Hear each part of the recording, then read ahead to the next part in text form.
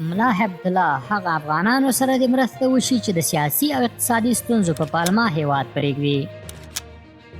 د کابل غږ مینوالو سلامونه او ښې چارې په دې هیله چې زموږ چینل سبسکرایب او دا ویډیو مخکې شریکه کړئ. په داسې حال کې چې د افغان کډوالو په اړه نړۍ کې اندېښنې زیاتې شوي، د طالبانو مشر ملا عبدالله بهر ته د تلونکو افغانانو په اړه خپلو والیانو ته ځینې لارښوونې کړې دي. نوموړي د هغه افغانانو په اړه اندېښنه ښودلې چې له هېواده وځي.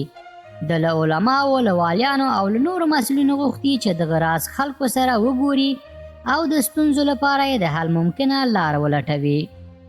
د طالبانو ویان ذبیح الله مجاهد چې دغه لارښود پر خپله ټویټر پاڼه خپور کړی، پکې راغلي دي هغه افغانان چې د سیاسي یا اقتصادي ستونزو په پلمه له هېواده د وتلو هڅه کوي او ځینې غواړي له کوچنیانو او ښځو سره لویدیځ ته ولاړ شي، د بېلابېلو دلایلو له مخې له یو شمېر امنیتي، اخلاقي او نور بشري ستونزو سره مخ کیږي.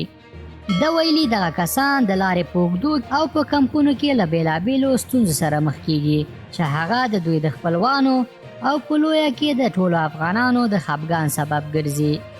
د طالبانو مشر ملا عبدالله اخوند ویلي دغه کسان د پناه د اخیستلو په خاطر جعلي اسناد جوړوي او د نظام خلاف تهمت کوي. نوموړی زیاتوي د دې پر ځای چې د ځینو اشخاصو مسلکي وړتیا د هېواد د سوکالۍ او پرمختګ په لار کې ولګول شي، هلته په عادي او حتی په ځینو حقیرو چارو سرته رسولو کې مصرف کیږي. ملا عبدالله همداراز لا زیاتو امنیتي تدابیرو د نیولو غوښتنه کړې چې د ده په وینا چاته د ویرې خپرولو فرصت پیدا نشي.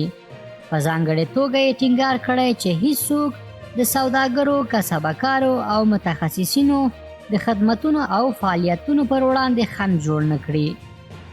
هغه کسان چې په تیرو 2 لسیزو کې له لویدیځو هیوادونو سره همکاري کړې، د پخواني حکومت د امنیتي ځواکونو غړي او مدني ټولنې یو شمېر فعالان وایي چې د طالبانو تر ولکې لاندې افغانستان کې د دوی ژوند له ګواښ سره مخ دی او له دې هیواده د وتلو هڅه کوي. لویدیځو هیوادونو د طالبانو پر حکومت غږ کړی چې له هیواده په خوندي توګه وتلو کې له دوی سره مرسته وکړي.